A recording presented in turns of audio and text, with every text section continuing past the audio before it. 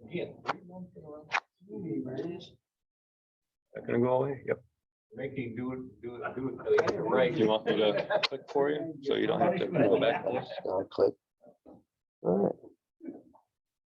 Okay, everybody hear me? What? Good, good, good, good. Anybody ever had this problem? So that's why you have more than one kid.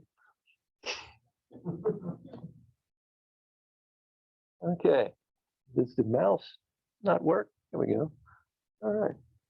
Today, I got wrangled into this 2 months in a row, so you're stuck with me for 2 months in a row.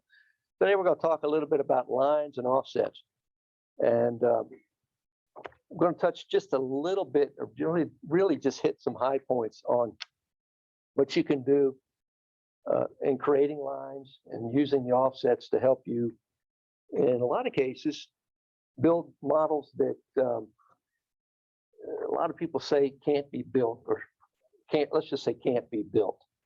Because I know a lot of folks, a lot of you guys talk about models of ships and things that you'd like to build, and you're sort of stymied because you can find some information, photographs, maybe a study plan or two, but you don't have a lines plan.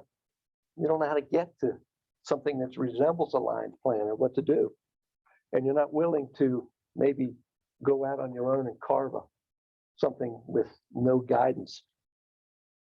But I want to tell you that in most of the data that's out there for ship models, for things that I guess have been recorded, not the ones that go back maybe 600 or 700 years, there's generally enough information buried in that data that if you kind of know what you're doing with lines and drawing a set of ship's lines, you can pretty much root out what you need in making that plan. I'm going to show you a couple of examples. Got a contract to build a model for an outfit. They wanted a model of their pilot boat. All they had to provide was some general arrangements, and this really isn't one, it just represents the same boat. But they didn't have any lines, okay? But the general arrangement information had enough, there was enough data there that we were able to generate a set of lines from that were reasonable. And close up, it's a terrible, can you well, I thought that was going to show up better than that. Online, we can turn some of the lights off. But we were able to come up with a fairly decent set of lines, and this is the body plan part of it, that we were able to make a convincing model for that outfit. I happen to bring those lines, they're right here. And I'll just cover up. What's that? So Picture there. Isn't there any rust coming off of that thing? the picture, one of those guys is this guy in a younger, lighter version, much lighter version.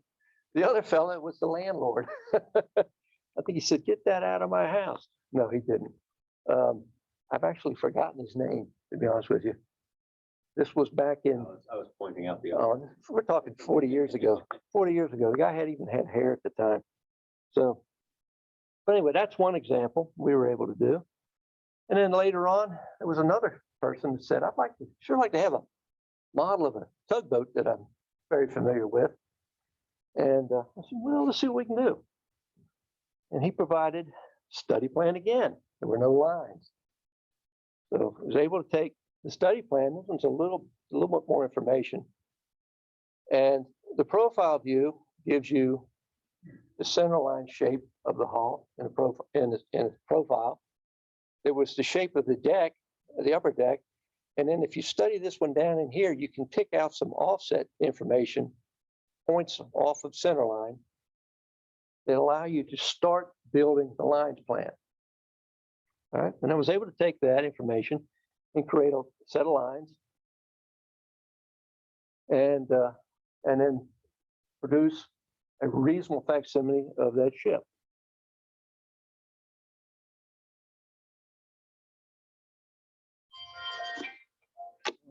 Sometimes you're just plain old lucky and you have a lines plan. Okay. Now the lines plan, for those of you who don't know, generally consists of a profile view that shows the shape, stem, stern, some buttock lines right here, and a trace of the deck. This case, this guy's notching like that. And then there's typically also the plan view, which shows you the waterline traces, and these curved lines correspond to these straight lines down here, these water lines. So you start to see the shape of the hull. And also on a lines plan, you'll get a body view that gives you your frame shapes. And that's what we're going to try and get to by looking at this information. I'm guessing that a lot of you guys are probably at this stage. I'm going to tell you right now that a lines plan is so easy that a caveman can do it. If he can imagine it and he can draw it, he can make a reasonable model. But we got to figure out, we got to demystify a little bit the lines plan. We've got to figure out what some of that stuff is. So the lines plan is really a 2D representation of a three-dimensional object. And it's laid out in three planar views. Okay, they show the water lines, the buttocks, and the frames. That's what the three views are called. And they're generally at specified locations or distances apart. But you can add them wherever. If you know how to get the offset information out of the lines, you can add additional lines, frames as needed for the suit the style of model that you want to build. Like, let's say, or to suit the conditions you have. You know how to pick up those information. You can lay out an additional water line to suit the wood that you have or the wood that you can buy. So you don't have to have it milled special for you. Or if you want to do one of those dockyard type models, you can add the extra frames you need so that you can lay out and build those frames. All right, well, we have folks coming. All right, the resources. What is generally available for you if you don't have the lines plan is you might be able to get your hands on a table of offsets, which is the numerical recording of that curved hull shape in frames, well, in really water lines and buttocks. Right? Maybe there's a builder's half model, the picture of the builder's half model, but maybe you have a builder's half model that you can take information off of. Or maybe you're lucky enough that you can take information off the prototype itself that you can use to draw lines. There might be some microfilm you can get and pull the information you need. There might be some remnants of something out there, not a complete set, but if you learn how to draw these curved lines, you can fill in the missing information. Like you see, some of this stuff is gone. The booklet of general plans is a good thing to use. Booklets of general plans will show you the decks, and most people don't realize, but you have the trace at the hull at the deck, and you generally have the trace of the hull and the overhead. Those are offset information that you can gather to help draw the frames that you need for your body plan. Or, sometimes you're just working from photographs or paintings and it gets you dialed in. The neat thing about this is you learn how to pull the information you want out of this information right here. You can pretty much build a model that's a reasonable facsimile of the prototype. And in a lot of cases, you can dare them to prove you wrong. Right? Now, if you burn the plans, it can't prove you wrong. So, but Bill Fox, one time, he taught a class on how to lay out a set of lines from offset information. And I like what he said. He said from a given set of Hall data, there should only be one. I can't read my small writing. One right solution. And that's pretty much it. You're going to do it right. There's really only one solution you can reach. Okay. I like to look at a ship's hull as existing inside what I call a box. And the box of the planes that it would turn into the three views for your lines plan. You have a base plane. You have a centerline plane, which I didn't completely draw. It's a vertical plane. It's perpendicular to the base plane. And you have a frame plane, which is perpendicular to the base plane and perpendicular to the centerline plane. If you take that frame plane and you divide it up into equal buttock slices and equal waterline slices, and then slice the hull through those planes that you have, you can trace the frames you need, and you can trace the waterlines you need along that hull shape.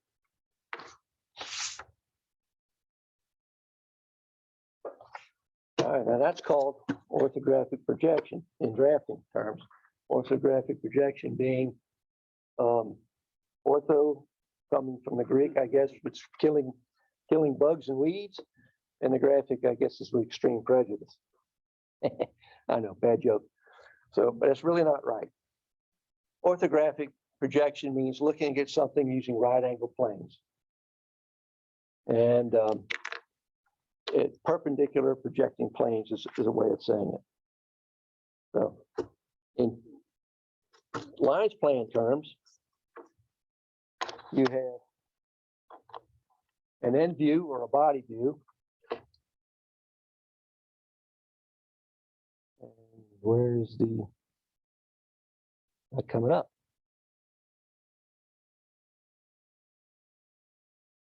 Okay, Greg, it's on the little screen, but it's not on the big screen.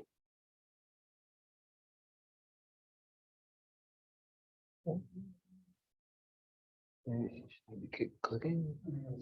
Yeah. Oh, it's me. Okay. Trouble is with it's with the presenter. Just needed to click one more time is all. I didn't realize it was 3 needed. Okay, body view. Shapes that trace the shape traces and planes that are parallel to the. I always felt it was easier to make the frames, put them along your keel line, and as you planked it, everything would come into shape on the natural side. You know, but you're talking about drawing up plans for yourself. Plans for myself and plans from when you don't have what you're talking about already. Well, when I did the 4-masted schooner, all I had was a hull plan. All the deck stuff, even though I had pictures from the period, didn't show anything on the deck. So it was a lot of guesswork in that. Mhm. And there's no, I mean, to me, it looked like a very convincing model. And the person that I built it for really loved it. Right. And he was alive when that ship was around. So I guess it was about, you know, my representation was close. It may not have been Right. correct. Right. And there's nobody alive to say that it wasn't. So Right. anyway. Well, what I'm saying is if you take that information that you had and you basically applied these principles, and then you came up with a reasonable facsimile of the lines plan for that boat. That's what you did. That's what we're talking about. I think one of the things you're trying to point out is that you might not have these drawings that are up and to the left, but if you have that table of offsets, which is down to the right, you can create them. I'm trying to get there. Yeah. Yeah. So you have the three principal views that make up a lines plan are, of course, the body view and the plan view, which will give you water lines, and the profile view, which will give you the buttock traces. Okay, now I'm saying all this because when we're building the big full-size ones, we need all this information. Right. When you're building a model, you can cut out some of this stuff. Well, Y'all's drawings is a hell of a lot more detailed than what Well, we also have a hell of a lot more accurate, and that's not to knock anybody here. So, and so you get the 3 views, and from those 3 views, you can generate the table of offsets that he's talking about. So, all right, now I'm off. you need to mess up the. Yeah, we'll recover. You just have to sit here. You just have to sit here that much longer. That's all. Now he's gonna have to start from the beginning again. Thanks a lot. You know what it is, Craig? It's the mouse is out of the window. That's what it is. Okay. So you have some important dimensions on any ship that will help you create a very reasonable facsimile of a scale model, let's say. You need to know the length, the overall length, or the length between perpendiculars. You need the molded depth, the molded width. And then from that, you can pick the frames and station spacings you may want, or you may have that information. And so, like if you have a decent table of offsets or something, or it's on the general arrangement plan, you can use those locations to help draw these curved lines. The waterline spacing and buddy spacing is the same way. All right. And of course, if you want to do this as a professional type guy, you got to do the lingo. You got to talk the talk. All right. And with the ship model group, we should be speaking nautical. Admonition. All right. A lot of terms here: keel, stem, stern, drag, dead rise. A lot of you guys are familiar with a lot of these terms because you've experienced them in building your models. Shear and camber, you know what those are? There's a baseline, base plane, and then there's a center line and a centerline plane. Frame stations.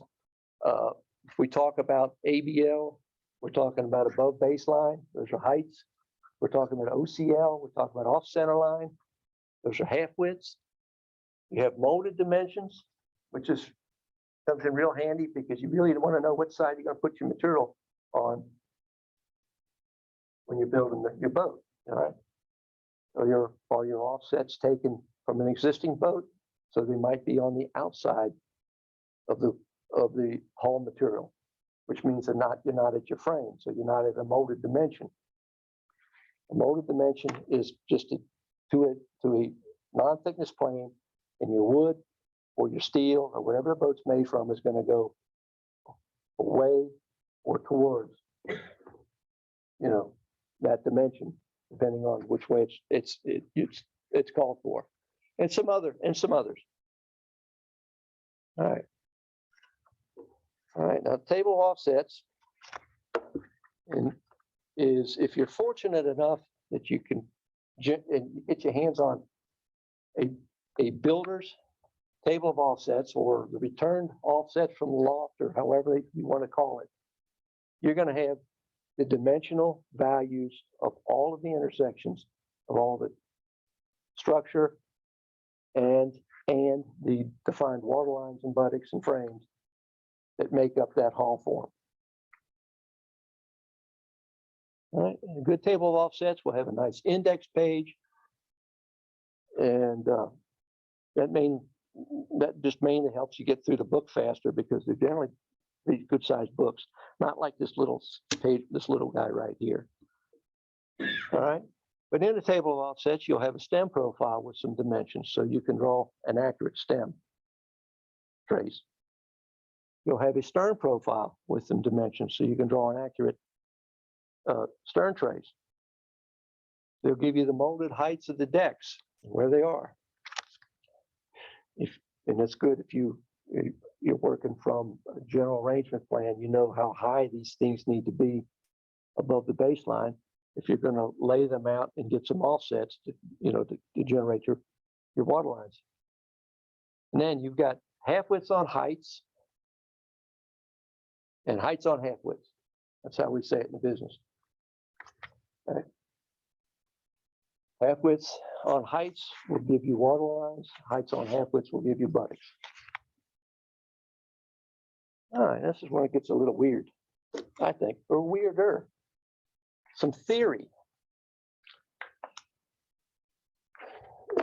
Most offsets are written and recorded as feet, inches, and a fraction, typically in eighths of an inch. Okay? All the old-fashioned ones are done that way right there. The little dash is a delimiter just separating the three values. And so you end up with 42 feet, 8 inches, and 7/8.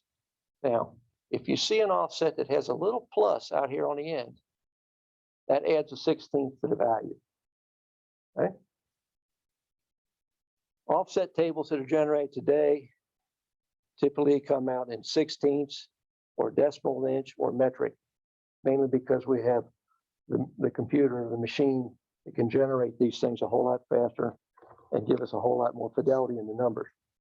But back in the day when the design plan was laid out full size on a loft floor, there was always one guy measuring it, calling out the number, and another guy writing it down, calling it back to the guy that measured it. If he heard the same number that he thought he just said, and it matched what he thought his ruler told him, he moved to the next one. All right. If it didn't, he checked it out and make sure it's right. And even with all of that, there's still errors in these offset tables because something got missed or misheard or whatever. And I will tell you, if you're playing with any, and I've seen it seems to be a constant thing in any of the lines that Howard Chappell has out in these books, you'll find bad offset values. And I don't know why. I think they just went too fast or something. But anyway, we'll talk about what you do with a bad offset point down the road. That changes on the fly while you're building it? Because the offset values and stuff are wrong?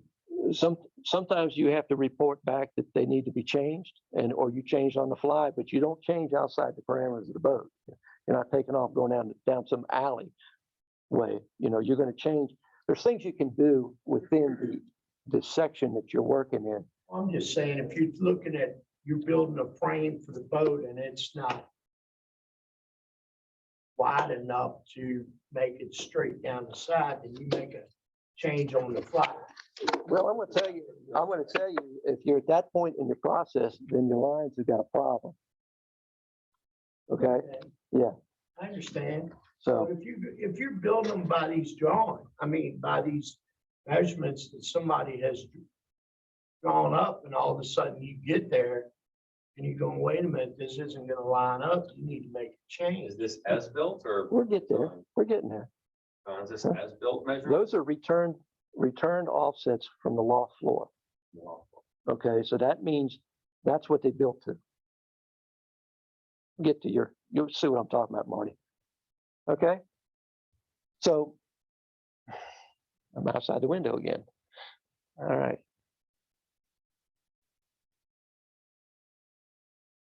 There we go. Okay.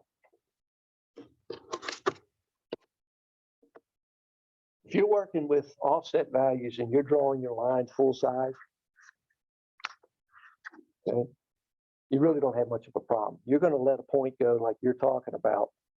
Doesn't seem to fit. You're going to let it go because you're going to see it in the fair curve that you laid out for your waterline or your buttock or your frame. Okay, I think that answers your question. Okay, if you're working full size, like I say, that's really not a problem. There's a lot of room for forgiveness in what we're talking about.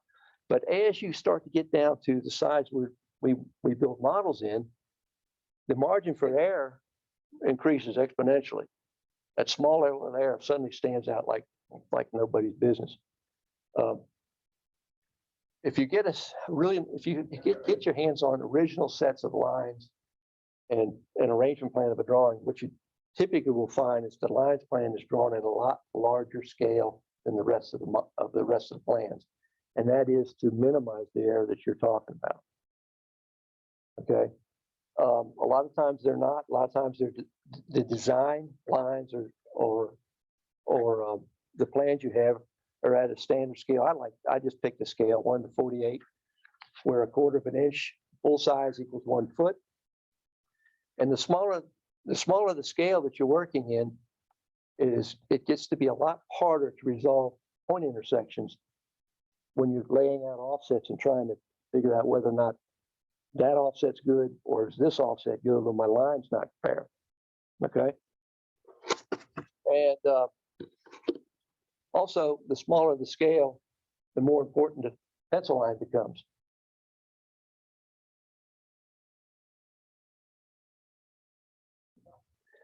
And I've got a standard deviation table up there. You see it, the graph. And if this is what I intend, where I intend my line to be, and that's one standard deviation on either side, and that's generally acceptable, then I pretty much have hit the value that I want when I'm going to draw that line. This right here, this big triangle represents the pencil point coming down. You start off in the center, and you can work until you at least get the one standard deviation on that before your line is really off in the theoretical world of being right on the money. Okay, so you've got to ask yourself, how good is good enough? In 1/48 scale, 0.020 and some change is 1 inch. And I took the mics out and checked it, the caliper out, and that's equal to about 2 sheets of 150 grit sandpaper stacked up. All right, but more importantly, it's really about the size of your pencil point. And if you guys are using, most people use mechanical pencils now, like Pentel's, and it's a 0.5 millimeter. That equals 0.019 inches. That's really 1 inch. You're drawing a 1 inch wide line when you're drawing with that kind of a pencil. Think about that.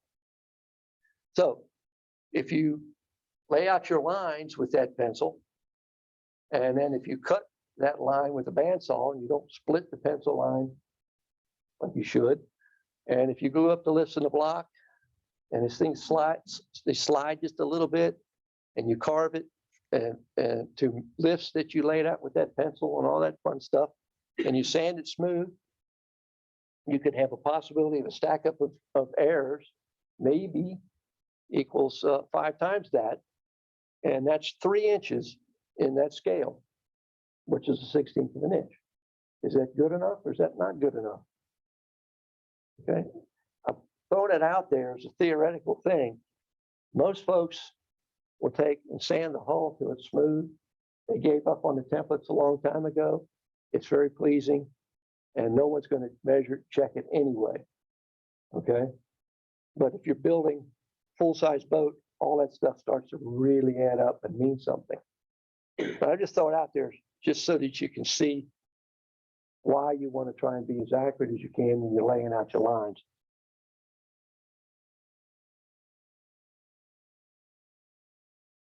I guess that's why the hulls of these battleships and stuff from the welding and stuff makes all the plates look a little on the deformed side, because Well, that's really generated. that's really more just a function of the heat. Yeah. It's amazing when you weld steel that cools, it'll be smaller than before you welded it. Mhm. So they have to adjust for that when they're building the ships. Right.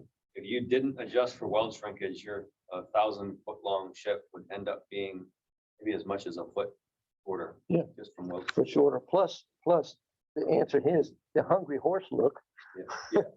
is the cool weld will pull towards the weld, right? So it pulls it in. And the way the structure is, it sucks it in the bays between the structure. So, all right. Converting, this is something I think is neat. Back to that original offset of 42, 8, and 7. Instead of trying to draw your lines plan in a 1/4 inch scale, trying to figure out where in the heck am I going to spot that 1-inch pencil point along this line and get 42, 8, and 7. Why don't I convert that to something that's useful? Okay. So what I like to do is take that value and convert it and convert it and convert it and convert it and get it down to a full-size inch, a full-size dimension that I can more accurately lay out using a better type of a scale. Instead of an architect scale, I can take that 42 feet, 8 and 7/8, that turns into, in a quarters to the foot scale, that turns into 10.68 inches. Okay. And you can lay that out with a machinist scale that's graduated in 1/100 of an inch fairly accurately. Now, I also know that 0.6875 is 5/8, right? So I could go 10 and 5/8 inches and be close and not be close. But I want to play the game. I want to try and be as accurate as I can when I lay out the lines. But if you wanted to do that and you're laying out a set of lines and you got hundreds or thousands, like he's got hundreds or thousands of rivets to put in his model, you might want to find an easier way to do it rather than calculate each one of these one at a time. So to do that, I created a spreadsheet with some nice formula hidden inside it. And the neat thing, and I can show you this later, okay? I've got a blank one here I can show you. The neat thing about this spreadsheet is going back to that table of offsets, you find out, you lay down your sections or your frames. You make a column for your frames that you need for your lines. It can be stations or frames. You lay out the water lines you need, and then if you continue to go, you can have the buttock columns that you need. And you key in that value. In this case, I just picked one, 8 foot 8 1/4. Key it in just like that, 8-8-2. And you key all those values in off the table onto the spreadsheet. Then you come up here to this scaling box right here, and you put in the scale that you're working to. Okay, in the example here, it's 3/16. All right, 3/16, that could be 1 and a 4 for 1/4 inch to foot. And these value columns here will return full-size dimensions that you can now plot to lay out your water lines and your buttocks and whatnot. It makes it a whole lot easier to spend a couple hours to load the values here and let it do all that calculations rather than you calculate them all on the fly. Does that make sense? So, and I've used it twice to produce 2 sets of lines from offsets or general arrangement information, and it really works nice.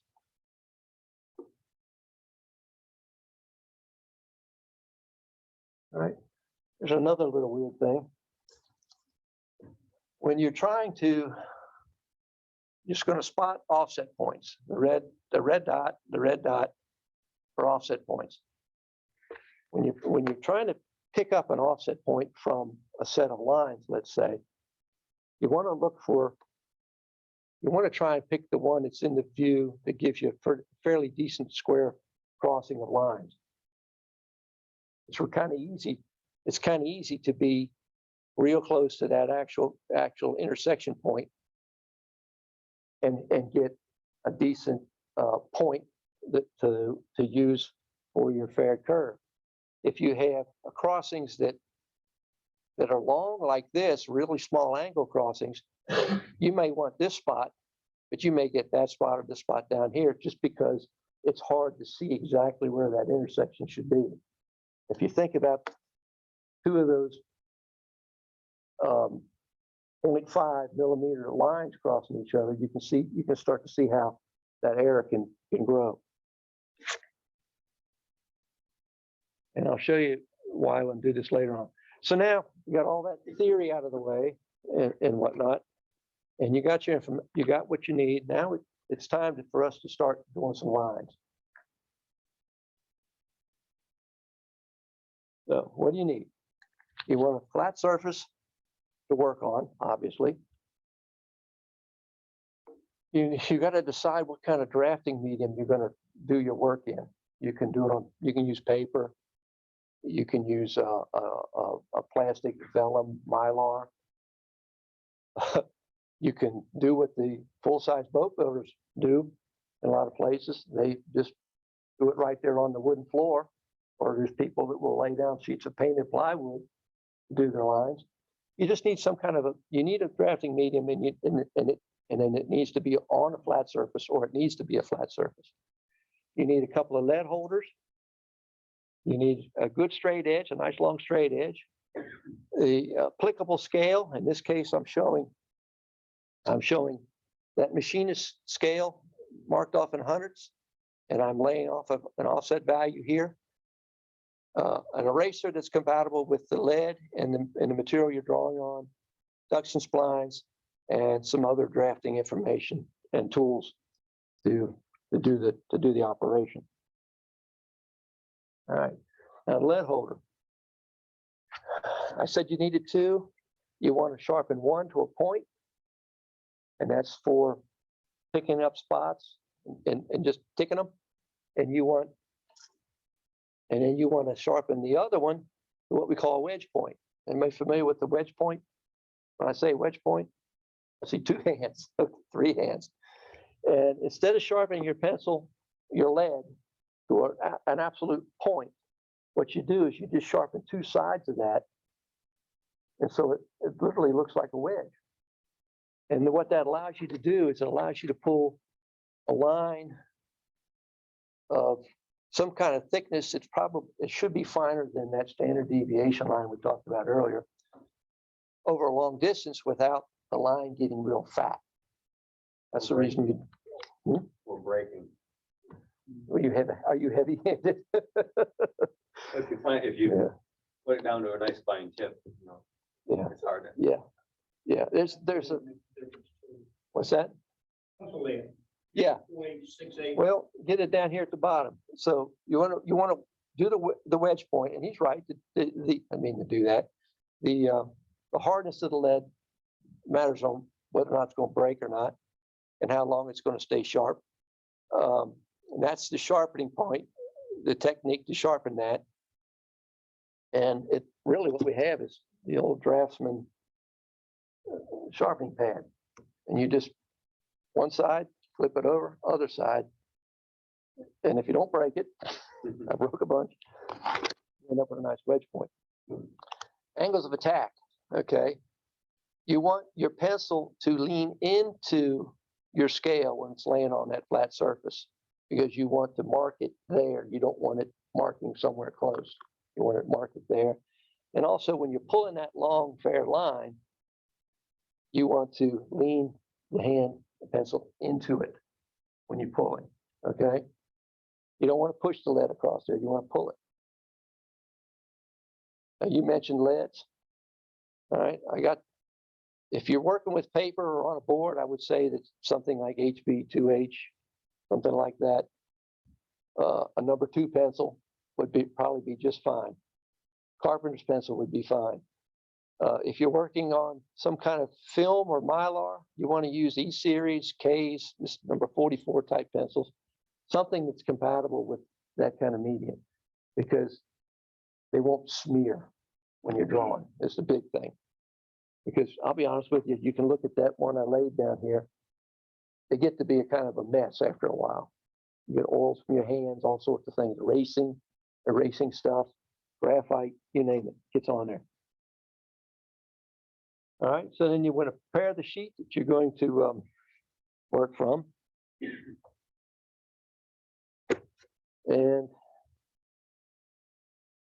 all right, so I think I covered that already. You want to prepare the sheet, the floor. What you don't want to do is you don't want to work someplace where you're irritating the better half. All right. Unless she goes along with it. I mean, I don't care if she lets you draw your fairy lines on the kitchen counter, that's cool with me, or on the wall. That's fine. All right. You want to organize the drawing. Let's get this thing going. All right, Greg, now I got some kind of a show window here. Oh, there we go. Okay. Organize the drawing. The standard is the bow is to the right on a lines plan. I've seen some the other way, but the standard is really the bow to the right. And I think it's got a lot to do with the way the dimensions are laid on a scale like this. They read from right to left. So you bow to the right. You're gonna need some room, lay it out in some room so that you're gonna be able to draw your water lines. And I said on the bottom here of the sheet, your buttocks and diagonals, I'm just following the combination that's really in the background, are above that, and above that is the body.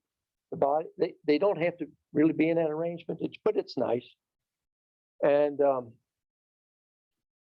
if you don't have the space or whatever, you can do one view on top of another while you're drawing, save you some room and paper. I don't recommend it. Okay, and beware. And the reason I don't recommend it is because you will be making erasings as you change lines and change them around and move things, try to get your fair intersections. So, but there are permanent lines that you don't need to worry about erasing. And that's why I like to work off of a Mylar or some kind of a film, is so you can put the permanent lines on the back side of the drawing.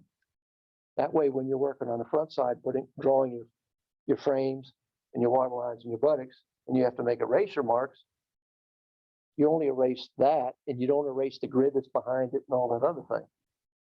So you want these things will go on the back side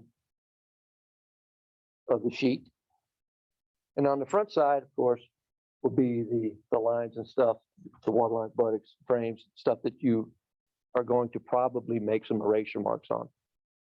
All right. You still buy Mylar? I don't know. I'll say it right now though. If anyone wants to do lines and stuff, I have a supply, and I'll give you some. So I think it probably will outlast everything that we all want to do.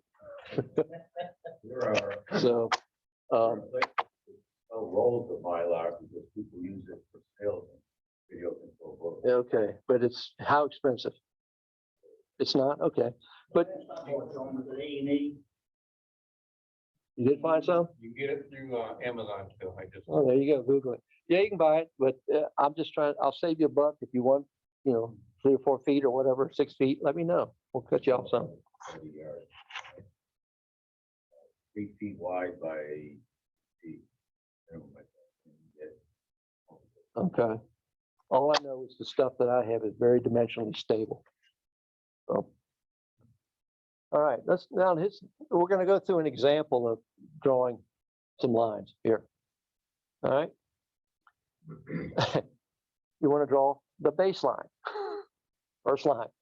You want to draw your series of water lines that you're going to use. And this is all on the backside. You want to lay out your frames or your station locations and draw those on the backside. You want to label it up a little bit. You want to be nice if you were so proud of your work that you put a border around it and really turned it into a nice drawing with a title block. All right, when all that's done, flip it over and to start drawing the stuff that means something to you on this lines plan. All right, put in the stem contour, put in the stern contour, put in the upper deck or the shear, and check those for fairness and check them for accuracy. All right, then that's all done. So now we're going to go to a plan view version, and we're going to lay in the half-sided. Okay, this could have been put on the backside, but in this case it's not. And you want to put in the upper deck trace, and these points to generate this line can come from the offset table, or maybe that general arrangement information that you have. All right, when that's done, check it for fairness and accuracy again. Now we want to start working on the body. So you lay in the center line and you're half siding again. This time they're vertical because we're looking in the body view. You want to lay out the midship frame, lay it in there, and I drew on both sides because on one side you're going to have the forward end of the boat frames, and on the other side you're going to have the aft end of the boat frames, but the midship frame is on both sides. And then this next one is not really necessary, but I put it in because it looks nice. And you can put a camber curve in there, but you only need to do that one place. The camber curve is consistent throughout the length of the boat. It just follows the shear curve. So check it for fairness and accuracy, and you got it done. The next thing we want to do is we want to start taking some of that offset information that we have, pick up the points, lay them in wherever they belong based on how you picked them out of the offset table, or you've got offset information from the general plans or something. Lay those points in. And I'm out of the window again. And pull your fair line through there and check it for fairness and accuracy. All right, that's an iterative process. You go over and over again. You go through your water lines as you go. You can lay in your frames as you go. And as you add more, work the way from the center out and towards the end for frames. And as you add more and more data, you're going to get more and more intersections that you got to check for fairness. I know that that's kind of a hitting it like that. But when you see things that don't match up, then of course it's not fair, and you got to figure out whether you're going to move point values on a water line, or point values on a frame, or point values on a buttock to get those point intersections and lines to look fair and to agree in all three views. When you spline that in, you'll find out if you have I got a slide coming up. So, and like I say, it's you go over and over and over again. Now this example here, of course, is a hull with a chine in it. It's done a little differently, but it's still the same thing. Goes back to that second example way at the beginning. Lay down the centerline trace, laid in the deck, and then honestly, God, it's been so long, I don't remember what was the next thing I did. I think there was some partial information that I could lay in there that helped me to start to define this chine line. And then I put a chine line in, and then you check it to see what you got in the other views. And then I think there was some movement of lines and values till I got the lines that I thought it needed that looked reasonable with the prototype. And you can see, I guess you can see some where there's been some erasures and changes and whatnot. There's a little change up here, that sort of thing. But you just do that process until you get all your frames and water lines drawn in that you want, and then you check them in the buttock view.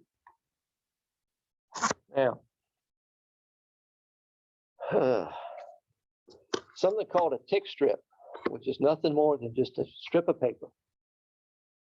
Okay, I mentioned converting offsets into decimal values and spotting them in with a machinist scale and all this sort of stuff.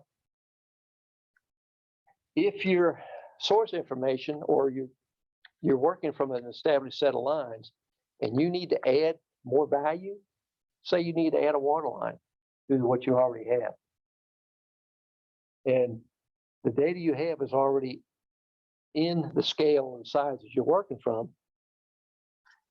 If you want to add a water line, it's fairly simple. Okay, I want to add this water line right here.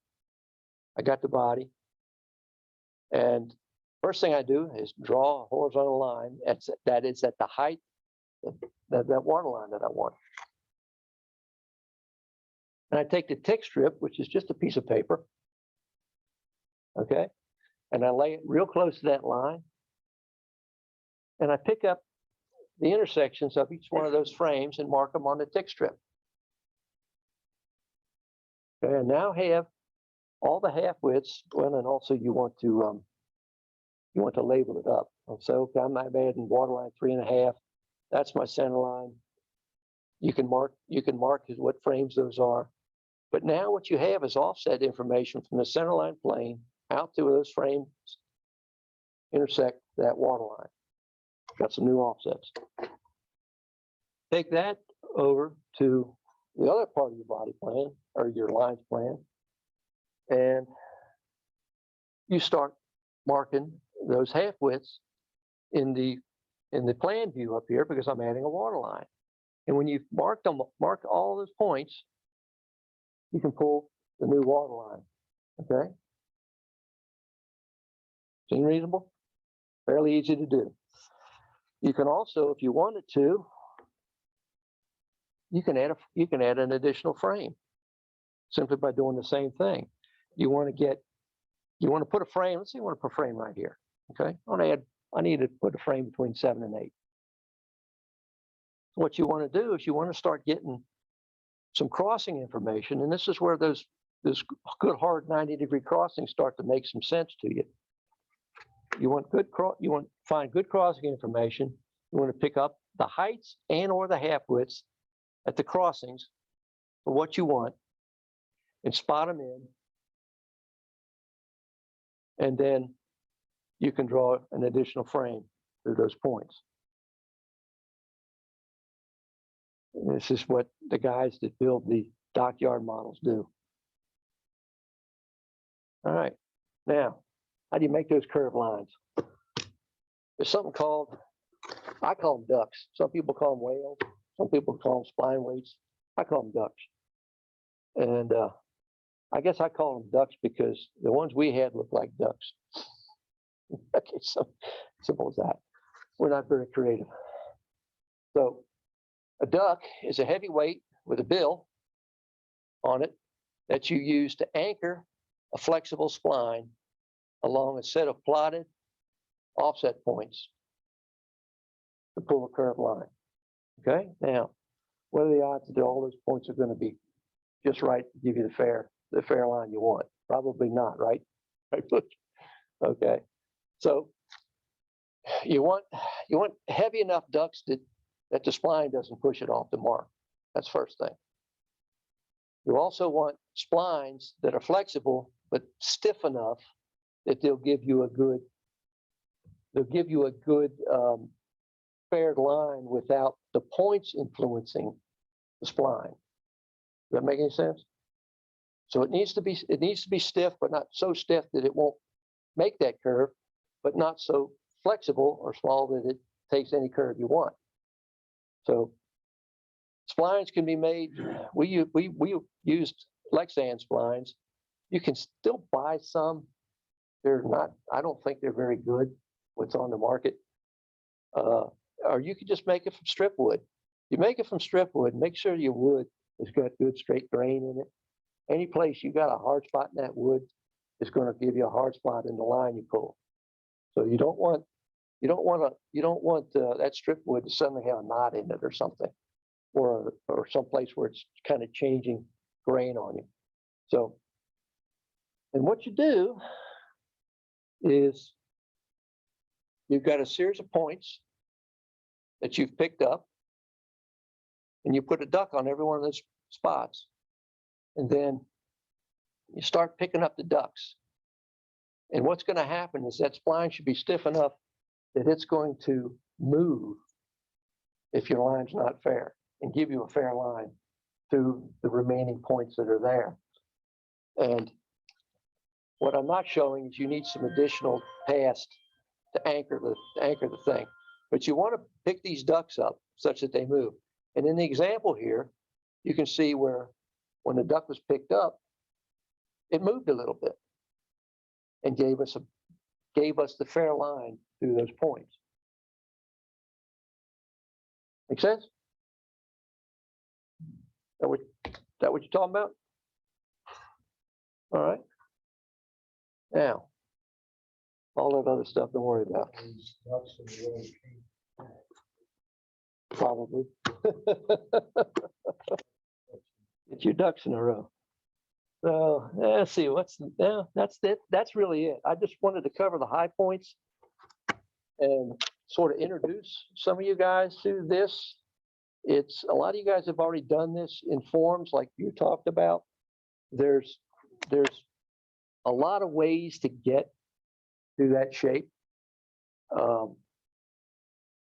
I just happen to like to work this way because I want to try, I guess, be as close to the prototype as I can be based on the information that's available to me. But like I say, this is just Cheever's method from building full-size ships. I'll take all of the other questions now. What if you have the luxury of AutoCAD? Well, that's, for me, that's a recent thing. Okay.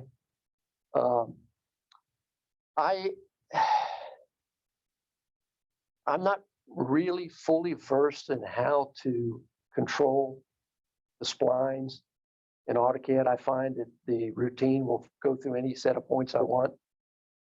And I don't, and then of course, then you relaxing and moving points and whatnot. It's sort of the same thing, but I think I don't know how you can weight that spline that you're doing it with to be stiff enough. Does that make sense? Okay. I haven't used AutoCAD, but the 2D drafting programs I have used, the spline tools don't give you a fair line. No, they put a line through everything. And as a matter of fact, if you go online and look at a lot of people's renditions that have come from CAD tools, you see a lot of wiggly. And I think that's because of that. Today, we don't, what we do is we generate a hull surface. And there's a way to smooth that thing. It's kind of it's an iterative process again. And when you get that hull surface where you think it's as smooth and fair as possible, all we have to do after that is just intersect it with a plane, and that gives us the trace that we need. The software that my company produces doesn't include a hull definition program, so you have to import the hull surface, and then we take it from there. Mhm. So it depends on what program we import that hull surface from. It can be really good or it can be really crappy. And so those programs that do the hull surfacing, they're not everyday. I don't know how much they cost, but it's not like going out and buying a Windows Microsoft Office package or whatever. Yeah, some of that stuff's prohibitively expensive, and there's a learning curve, and then you end up, like you said, with results that aren't to your liking. One of them that I've heard decent things about, and I can't report personally, and I don't think it's expensive. Might even be some limited free versions, is Rhino. Rhino's probably about the best right now, but then again, I don't have a lot of experience with it. I just, from what I hear, it's about the best as far as bringing in a hull for a surfacing surface. Nice thing about AutoCAD, we use Pro Engineer, but you can fit the spline to the points. And what makes it so accurate, then you can go and it'll first draw it in, and it may come in kind of crooked, like you showed up at. Was So if you ask that, if you take that program, it'll draw it, but then you can ask it to smooth that out, smooth that line out for you. And then you can pick the points off, which is a lot more accurate than trying to build an engineering scale. But you're talking down there. $100,000 program. Back up. That line is drawn with just using the function that comes in the Microsoft. Add a feature or whatever it's called, and you can click on that line right there and edit the points and move them around. And that's what I did until it looked good. and then I cheated. I moved the points to match it. But you can lay construction lines in an AutoCAD, and they're like kind of invisible in the background. Yeah. So to a point and lay the spline in that way to be able to get it pretty accurate as you, I mean, I can get them pretty damn accurate if I have. Yeah, but you're also trying to match something that's already been established by some other means. I mean, I know what you're saying. Yeah. So It won't tell you if it's fair or not. It'll just go through the point. it'll go through the points, and it looks good because someone else has probably already, I guess, fared the thing it was intersecting or something. I know what you're saying, and a lot of times it's just by eye. You know, we in the old days,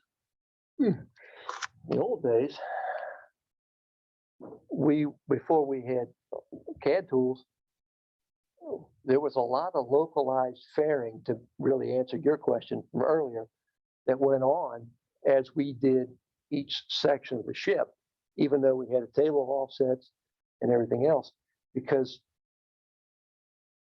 you could only work, I guess, so good with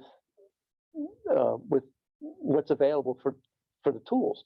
And I say that because, you know, we're talking 1,000-foot ship, and the lines weren't laid out full size. They were laid out in 10 scales, near as I can tell. And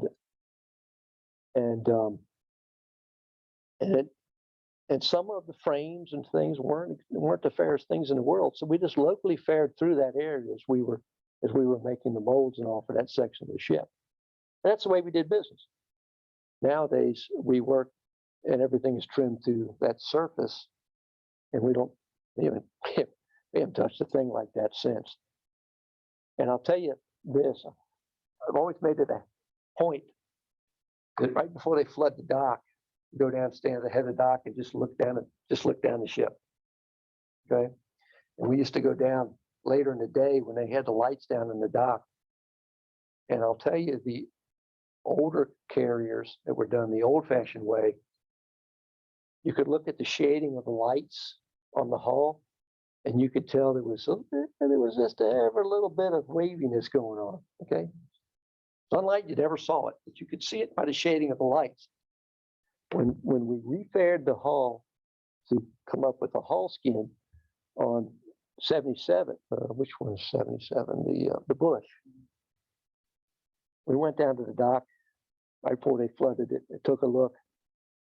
And that light shading was a perfect curve through there. So we had really cleaned that hull up and whatnot.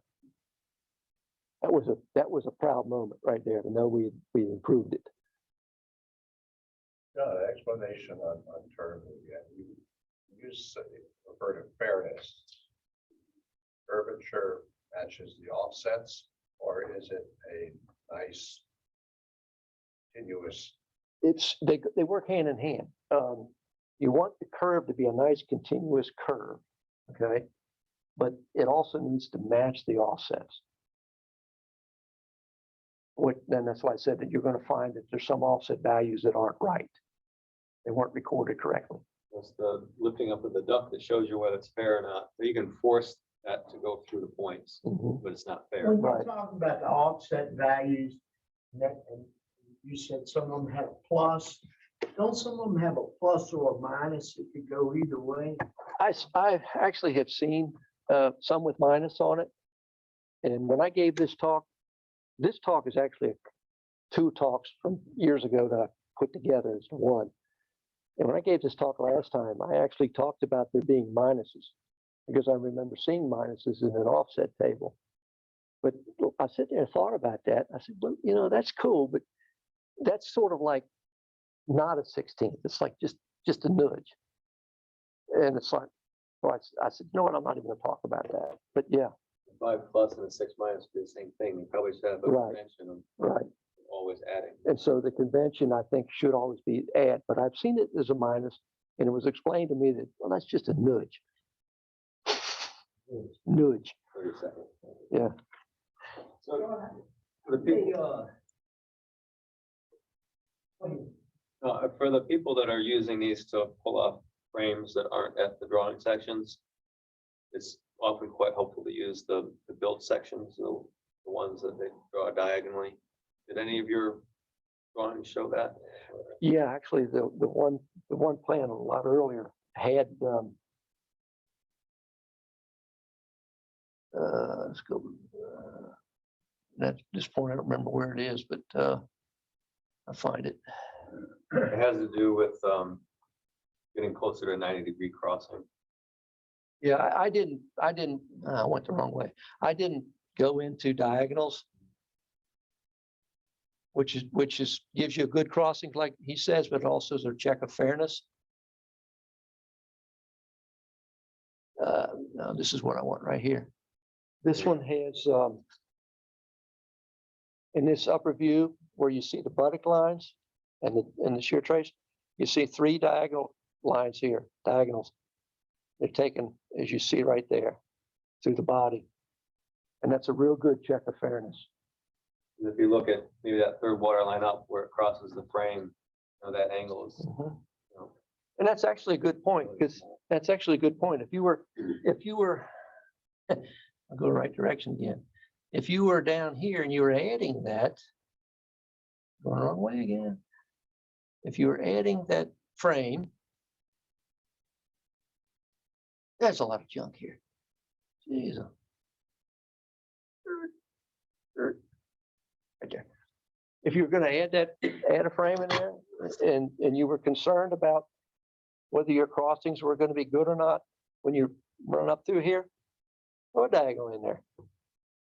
What is a diagonal? Is that a random line? It's, In other words, I would like to say they're random, but do they have any basis on where they're put? I don't think so. I mean, so like that one showed them, they started at 3 different heights, and I don't think Yeah. there's any reason for where those are established other than to try I and get can it. tell you, just from scratch building the plank on frame, if you go and you use that plan and your frames don't, when you got to the middle of the boat, as you're planking it and things don't line up and you got a gap in there, well, you just added a piece of wood and you sand it until everything looks like it's Yeah, roll in. Right, You know, right. You're making a change on the fly because the plan that you used, things are not exactly accurate Well, as. I think you bring up a good point.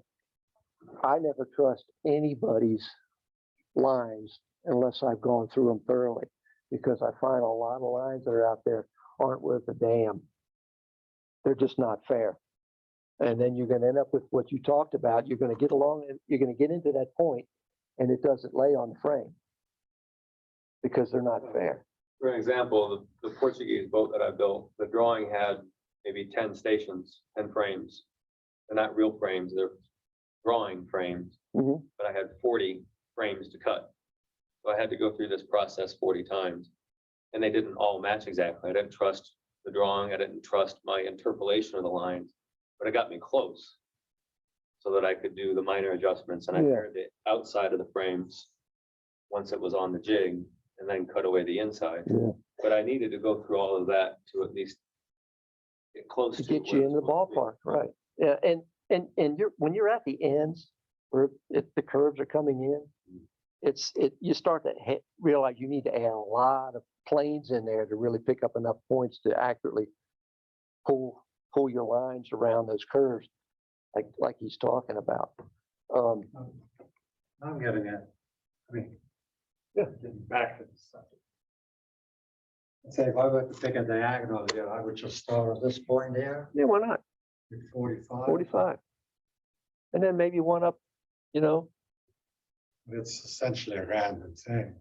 yeah, You can create a diagonal so at various places, and you just try and make it so that it's going through as many of those lines close to 90 as you can. yeah. And like that Oh, I one he see. showed, there was, You're really looking for 90-degree or intersection. something close to that. Something close. The one that he showed had 3 different diagonals, and I imagine that was done to pick up something close to 90 at different places. Yeah, you notice they weren't parallel. They were sort of fanned out. And they weren't all from the same point Right. on the center line. They went up in the Is height. that supposed to represent your whole line? As it's It's just intersection. formed in or? No, what it's really supposed to do is you're gonna pick up, if you hit a diagonal across, let's say you went from here up to there. You're picking up values from this point across those frames. And when you lay them out in the other view, you lay those values out, you're just looking to see if that line's wiggly or not. That's really all you're looking for. And the point of them being diagonal so that it's easy to pick up that crossing point. So like say water line 5, where it meets frame 9 is at quite a steep angle. Mhm. But if you draw a diagonal from near the top down to the corner, then it's gonna hit close to 90. It's easier to pick up. Right, right. Sorry, I think picking up. No, that's fine. I mean, this is a good discussion. And to your point, if like right here, you may want to use a half width at 4 for frame 8 as opposed to a height. Because the angles, the crossing angle's a little bit better, but not a lot, but a little bit better. So a lot of what I do, I say, is rooted in full-size shipbuilding and what we got to do. Because, we have to cut the things and bend them, and then they want them to fit. And then they want to take and add just the minimal amount so that the shrinkage that he talked about earlier, we end up with a ship that meets the design length. So, and we don't have the recourse really to go back and add that block of wood in there and fill that area in or that kind of stuff. Yeah. When they're designing a ship from scratch, how do they determine I think they know basically how much the ship is gonna weigh and how much it's gonna displace, but how do they determine ahead of line where the water line is gonna fall on? I have to actually defer to, maybe I can defer to more expert people. I'll, We have a draft limitation. yeah, And there's all kinds of stuff I can't remember. There's a lot, School, yeah. that was way too long ago, but how the shape of it is above and below, you'll find the center of gravity and center of buoyancy, and there's some. Back to the Vasa. Sorry, right? It- Take that into- Yeah, where they relate. Where the water line was gonna be when you leave the ports open, you take care of it. yeah.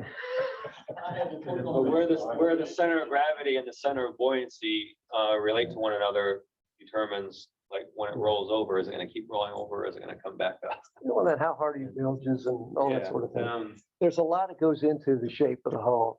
And I guess the starting point, I'll take a stab at it. The starting point is probably like what is the function of the ship? I mean, is it going to be carrying a big cargo? Is it a warship? Does it have to go fast? And that sort of thing. And that sort of defines the initial part. Remember that box? There's a lot of hull forms that fit that box, but they're all intended to do other things. They'll go different speeds and they'll have different drafts and that sort of thing. To that point, the box, there's a calculation made called a prismatic coefficient. It's basically the volume of the hull below the water line divided by the box that encloses the hull.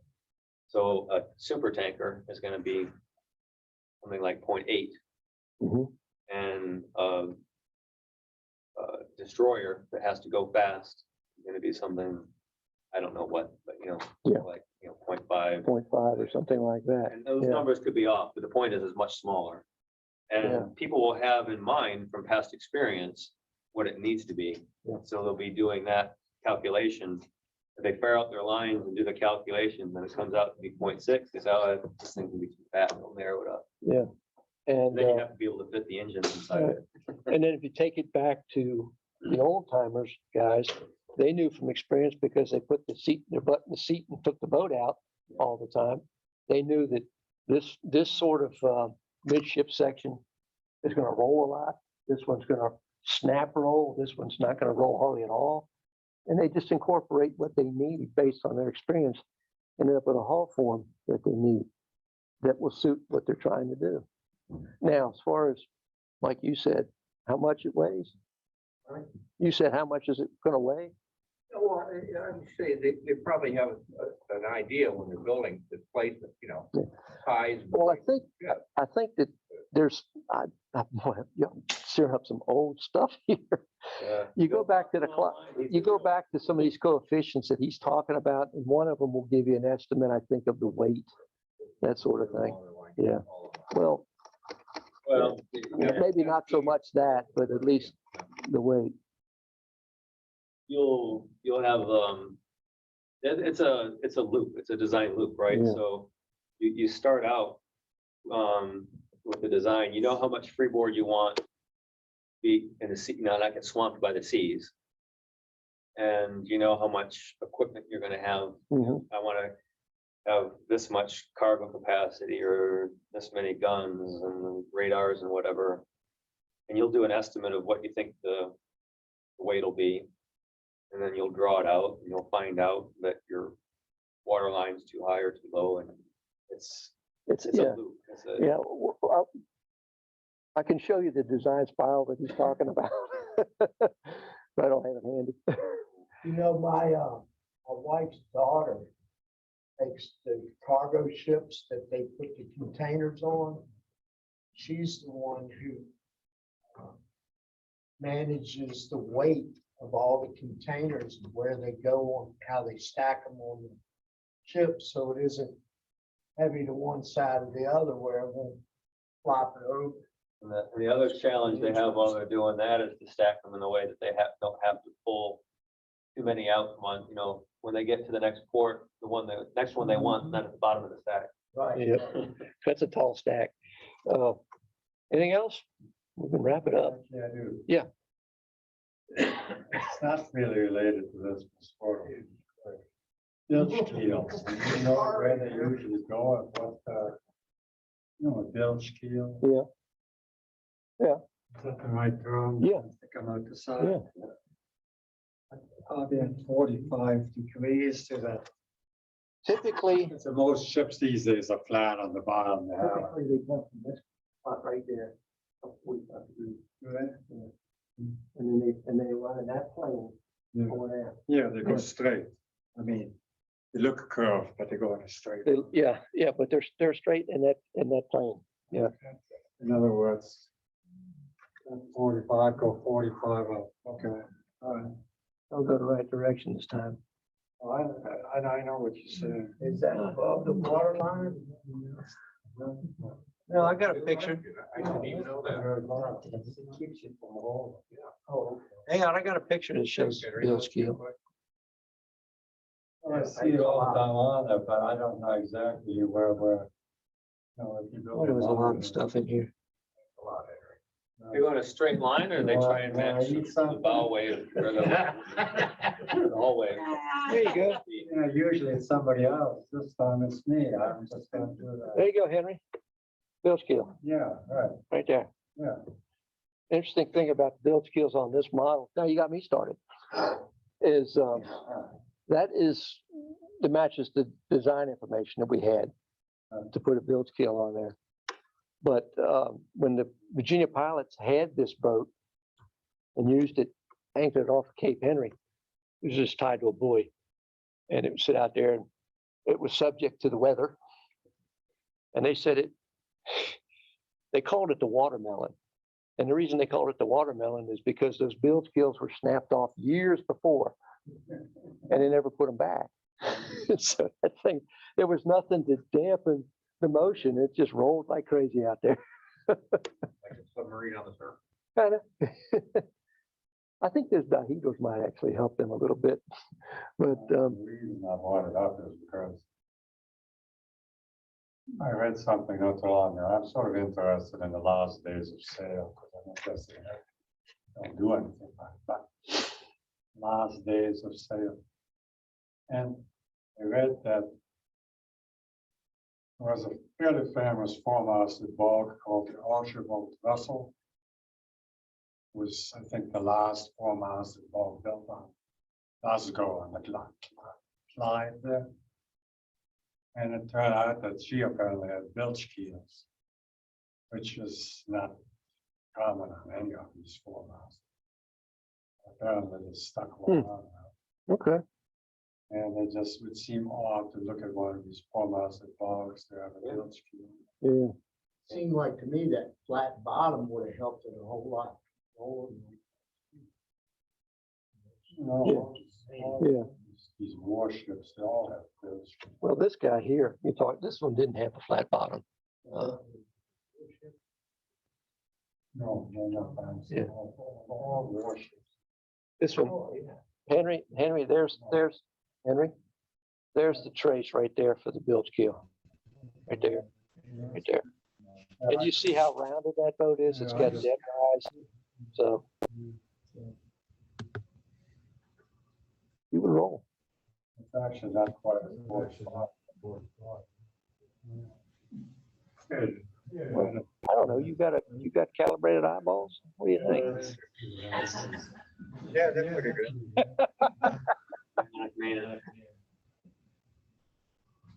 One of the things I find interesting is that pertains to model building and importance of what they do with it was the design of the whole pump. Where the anchor change. We, that first saw that was, in the model shop at the shipyard where they had built the flare of the back, I mean, they built a way beyond my knowledge to do that. They built a model of the hose pipe and put it in. They took the anchor chain and an anchor that was modeled the way the ship was gonna have it. And they had it on wings. They would pull that up. And I think like that anchor, when it comes up, it has to turn and nest. And it's amazing how those craftsmen were able to do that. And they modeled it, tweaked it, and then I guess they took it over and had it measured and before they took it to the foundry test. Right. We still do it that way. That was pretty interesting. We still do it that way. That's a talent. Yep. The eight deck got there is where they'll bring up the anchor, they'll be in the exact same position every time. Guys down With that new anchor they put on 78, below that, they ran that thing up and down that mile. I tell you how many times to change it. Turn right every time. pattern shop, the guy showed you that has a pattern there, they were gonna sit down on the floor. That thing's cool. Amazing, all wood. Working with Jason says. Jason Boyce. He's got the little model thing. Oh, really? Yeah. That's all I got.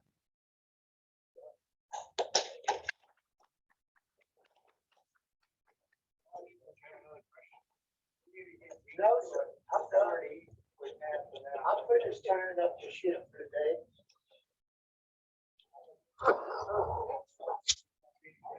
Morning, payback. Hey, does anybody want any? We lost our online people. Really?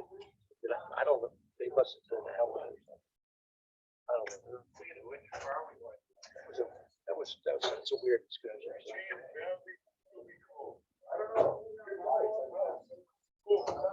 All right, well, there's only a few people left online. We're wrapping it up here. Thanks for joining us. Good to see you again, Mort. It was a great presentation. I meant to show my ship. I forgot. I missed it. But Well, next month, but no problem. I didn't specifically ask if there was anyone online, but I guess I was just counting on you guys to speak up. No worries. Sometimes I Next can't keep month. Yeah, sometimes I can't keep everything in my head straight. But I appreciate you guys. It was a wonderful presentation. All right, appreciate it. Have a good month. You too. Stay safe. Can't really do much with it.